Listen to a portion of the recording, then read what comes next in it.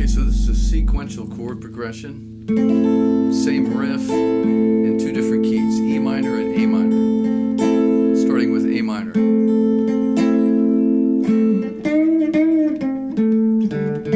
Down to D major. To F major 7. G major. Try that one more time. A minor.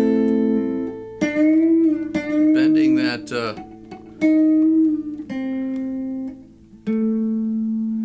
that's a D up to E flat, down to C, down to now the fourth string there, 7th fret would be A, and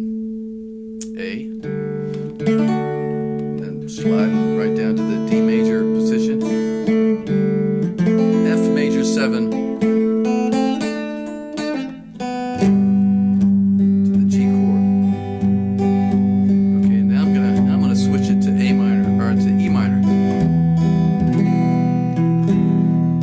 Same riff, but in a lower key, E minor.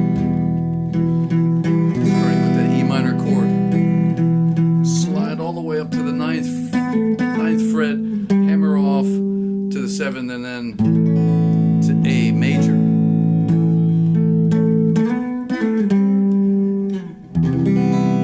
C major 7. To D major. Nice, huh? E minor. Slide right into that A major position at the 5th fret. To C major.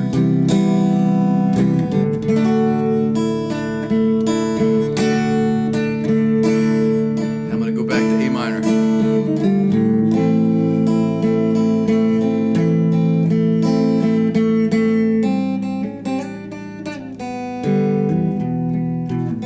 So again, whether you do it in A minor or whether you do it in E minor,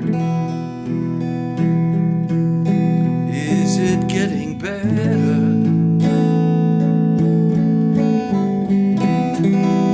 Or do you feel the same?